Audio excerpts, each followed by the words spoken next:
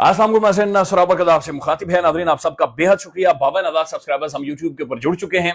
इस महीने या अगले महीने के आखिर तक हम इंशाअल्लाह ताला अगले महीने के आखिर तक 60,000 एंड देन हम 1 लाख की तरफ जाएंगे। 1 लाख सब्सक्राइबर्स इंशाअल्लाह इस साल के आखिर तक हम लाजमी गैदर करेंगे। आप सबका बेहद शुक्रिया। नाज़रीन, पंजाब में तबाही है, बर्बादी है जो कि नजर आ, डेवस्टेशन है, मौत है जो कि वहां पर नजर आ रही है। हमारा पाकिस्तान का दिल, हमारा सबसे बड़ा सूबा खौफनाक हद तक मुतासिर हो चुका है। उसकी कुछ एक अलार्मिंग अपडेट्स और आखिर में आपसे अपील भी करेंगे, वो आपके सामने रखते हैं। लेकिन सबसे पहले आजाद कश्मीर चलते हैं। शुक्र अल्हम्दुलिल्लाह नाज़रीन, अब टेंशन डिफ्यूज हुई है, मामलात को सुलझा लिया गया है, वहां पर बच्चों की रिहाई को यकीनी बनाया गया है। आज जब सूरज निकला, जाहिर है पूरी रात की रेजिस्टेंस थी, मुजाहिमत थी, अवाम अब सिटी थाना के बाहर खड़ी थी और एक ही नुकता था कि भाई इन बच्चों को रिहा किया जाए। तो एडमिनिस्ट्रेशन ने एक बड़े तहम्मुल का मुजाहरा किया, एक सैनिटी प्रिवेल की, एक बेटर सेंस प्रिवेल किया है। उन्होंने एक लीगल कानूनी तरीके से उन बच्चों की जमानतों को आज यकीनी बनाया है ताकि ये टेंशन फौरी तौर पर डिफ्यूज हो। कानूनी सवालात मौजूद हैं, बहुत सारे मॉरल एथिकल सवालात भी मौजूद हैं, बहुत सारी जो अथॉरिटीज ने स्टेप आउट किया है उसके सवालात भी मौजूद हैं कि भाई नारू के ऊपर या शायद थोड़ा सख्ती थी उन नारों के अंदर, उस पर आप दहशतगर्दी की दफात लगा रहे हैं। आप क्यों अपने शहरियों को या अपने लोगों को दहशतगर्द बना रहे हैं? दहशतगर्दी एक बड़ा सुनकर ही बड़ा खौफ आता है, इसकी कॉनोटेशन ही बहुत अजीबोगरीब किस्म की है। ये लोग दहशतगर्द नहीं है, ये गुस्से में है, या शायद इन्होंने वो लाइन कानून की क्रॉस की हो और अथॉरिटीज का काम बनता था कि उन्हें अरेस्ट करें, गिरफ्तार करें, कानूनी तौर पर चीजों को आगे लेकर जाएं। लेकिन दहशतगर्दी की नाज़रीन दफात, ये बड़ी खौफनाक सूरत हाल थी, बड़ी खौफनाक चीज थी। लेकिन शुक्र अल्हम्दुलिल्लाह अगेन वहां पर ये चीजें सॉर्ट आउट हुई हैं। नाज़रीन, आजाद कश्मीर के अंदर हम एक अनप्रेसिडेंटेड, एक गैर मामूली किस्म की यूनिटी देख रहे हैं, हम अवाम का शऊर देख रहे हैं। कल रात को लेट नाइट मेरी वहां की एक बड़ी तगड़ी अथॉरिटी, उनसे बातचीत हो रही थी। मैंने कहा यार क्या तीसरे दिन आप लोग सड़कें बंद कर देते हो? इसका कोई हल निकाले, कोई सोल्यूशन निकालने की, गिरफ्तारी हो गई, कल जमानत हो जाएगी, बस ठीक है, चीजों को खत्म करें। तो आगे से पता है मुझे जवाब क्या दिया उन्होंने कहा कि भाईजान हम जिंदा रहकर मर नहीं सकते, हमें शर्म आती है शीशे में खुद को देखते हुए। अगर हम जालिम के खिलाफ नहीं बोल सकते या जालिम के खिलाफ नहीं खड़े हो सकते, हमें खुद से घिन आती है, हम एक दूसरे की आंखों में नहीं देख सकते। अगर हमें यह महसूस हो कि कश्मीर के अंदर जुल्म हो रहा है, किसी के साथ ज्यादती हो रही है और हम खड़े ना हों, हम शर्मिंदा होते हैं, हमें गिल्ट महसूस होता है। लिहाजा यह हो नहीं सकता कि तालिब इल्म दहशतगर्दी की दफात में बंद हो और हम लोग घरों के अंदर जाकर बैठे। भाईजान ये हमसे होगा नहीं, ये हमारे बस का नहीं है हमारे बस का नहीं है। लिहाजा हम जिंदा होते हुए मर नहीं सकते, हम जिंदा लाशें यहां पर नहीं घूम सकते। हम खड़े हैं, हम रेजिस्ट करेंगे, हम मुजाहिमत करेंगे।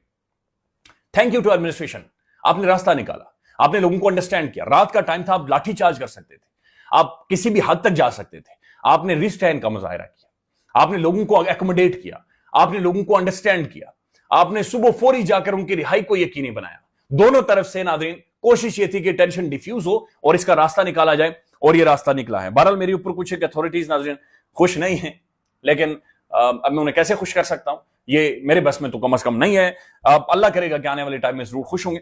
अच्छा नाज़रीन, अब पंजाब की तरफ आते हैं। एक तो जो पाकिस्तान का ये प्रोमिनेंट अंग्रेजी अखबार है, ये जो पंजाब की सूरत हाल बयान कर रहा है नाज़रीन, ये डेवास्टेटिंग है और ये खौफनाक है, अलार्मिंग है। मैं सिर्फ सरकारी डेटा आपके सामने अभी तक रख देता हूं कि सरकारी जो आदादोशुमार है, सरकारी आदादोशुमार क्या है। सरकारी आदादोशुमार के मुताबिक भाईजान अभी तक तकरीबन 1.6 मिलियन लोग मुतासिर हो चुके हैं। अभी तक तकरीबन 1800 गांव बर्बाद हो चुके हैं और 20 लोगों की जानें चली गई हैं। 5 लाख लोगों को इवैक्यूएट किया गया है और माफ कीजिएगा, सेहत थोड़ी सी खराब है।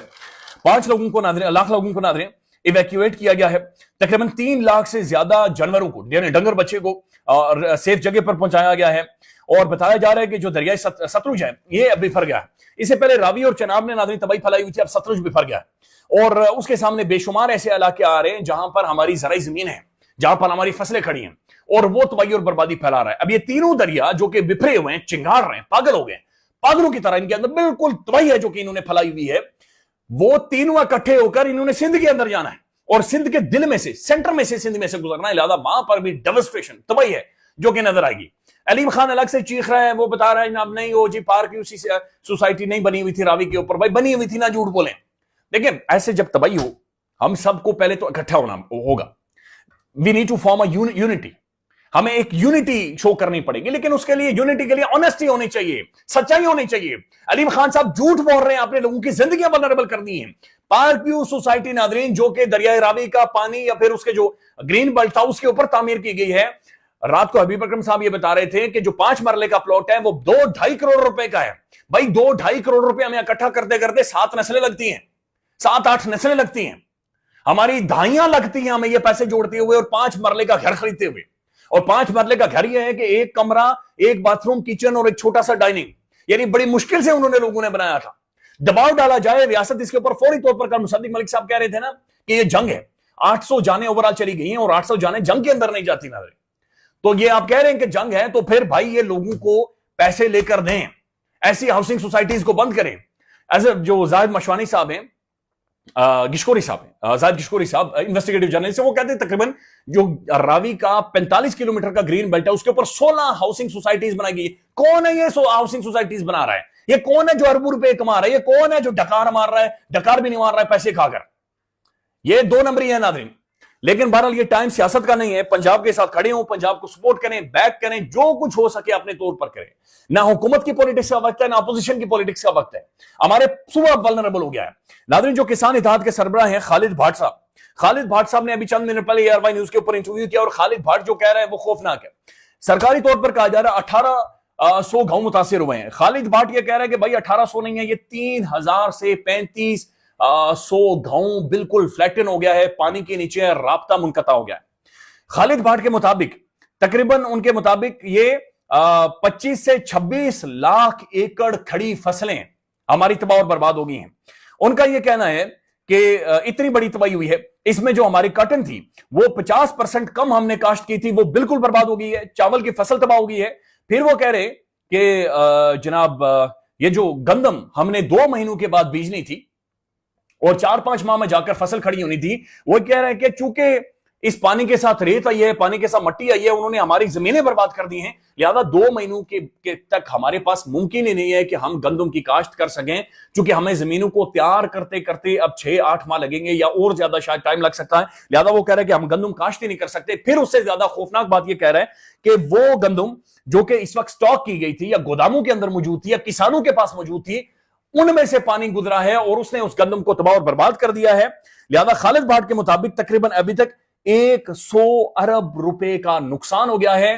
یہ خوفناک قسم کا فوڈ شارٹیج کرائسس ہے, یعنی فوڈ کا کرائسس ہے, کھانے پینے کا, روٹی چوڑا ٹکی کا کرائسس ہے جو کہ جنم لے چکا ہے. اور خالد بھاٹ کے مطابق 3500 والا آٹے کی بوری اب آپ کو 5000 سے 5500 روپے میں ملے گی, اور روٹی کی قیمت 30 سے 40 روپے اگلے 2-3 دنوں میں بڑھ جائے گی. یہ کسان اتحاد کا جو مرکزی سربراہ ہے خالد بھاٹ, وہ پاکستان کے پرائم ٹیلی ویژن کے اوپر آ کر ناظرین گھنٹا بجا رہا ہے.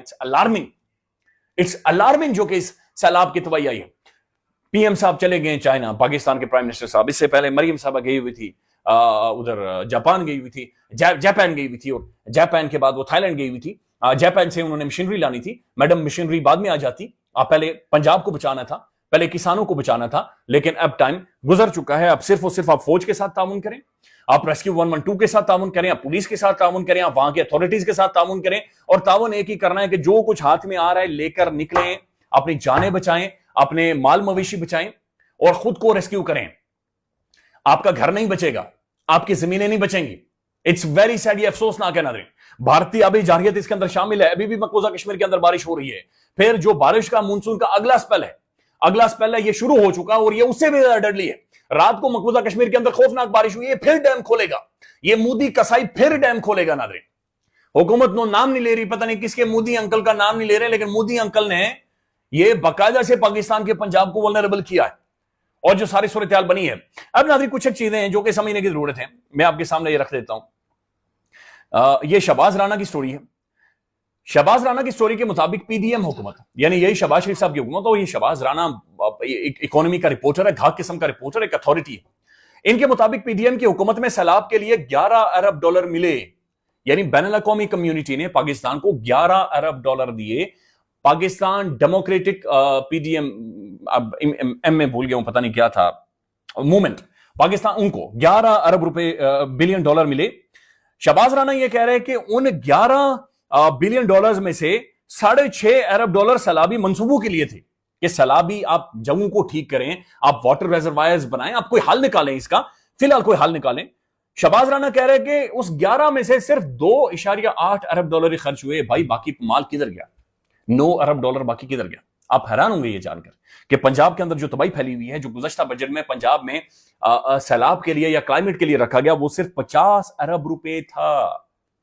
यानी आपकी समझ ही नहीं है भाई, आप पॉलिसी नहीं बना रहे, आपको पता ही नहीं है कि मुल्क के लिए सिक्योरिटी क्राइसिस क्या है। आपके लिए नेशनल सिक्योरिटी क्राइसिस पता है क्या है? नेशनल सिक्योरिटी का खतरा क्या है कि मेरे जैसा डफर आदमी मवाली जो यहां पर गुफ्तगू कर रहा है, ये नेशनल सिक्योरिटी क्राइसिस का डंडा लेकर मेरे पीछे पड़ जाना है, मेरे ऊपर एफआईआर, मुझे कुटना है, साफियों को आपने मारना है, पॉलिटिकल पार्टी को आपने खत्म करना है। भाई this is the national security crisis.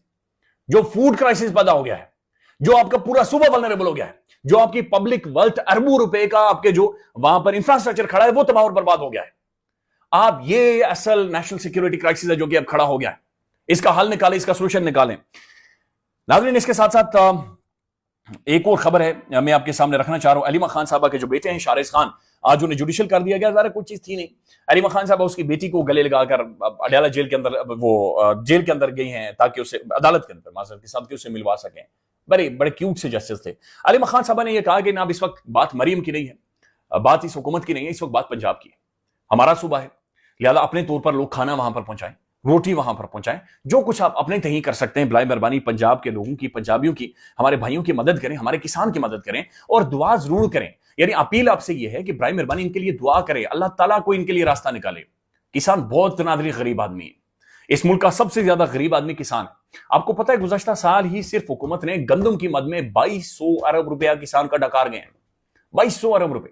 Aleem Khan और दूसरे तीसरे ये बहुत बड़े बड़े जागीरदार है, सरमायादार है, इनके पास माल ज्यादा है, पैसा ज्यादा है, ये मैनेज कर लेते हैं, एक्सप्लॉइट करते हैं लोगों को, लेकिन ये पंजाब के किसान की जिंदगी नाज़रीन वल्नरेबल हो गई है। अब आखिर में मैं आपके सामने स्टोरी रखना चाह रहा हूं। अलार्मिंग है कि अडयाला जेल से एक रिपोर्ट आई है, डॉन न्यूज की यह खबर है कि अडयाला जेल ओवर क्राउडेड है और reported a massive outbreak of HIV positive cases with 148 affected inmates. Adiala jail के अंदर 148 HIV एड्स के केसेस हुए हैं, the highest number recorded in the jail of a province so far. The prison is currently very overcrowded as well, housing 4337 prison against, यानी total capacity Adiala jail की 1900 लोगों की है और इन्हें 4500 बंदा रखा हुआ है। वहां पर HIV हो गया है, गुर्दे लोगों के फारिग हो रहे हैं, मुख्तलिफ और बीमारियां जन्म ले रही हैं। अल्लाह करे कि नाज़रीन ये चीजें नॉर्मल इस मुल्क के अंदर फंक्शन करें। ये जो पंजाब के अंदर डिजास्टर है, कम से कम इससे ही हम सीख लें और एक संजीदगी का मुजाहरा करें। ख्याल रखिएगा। अल्लाह हाफिज।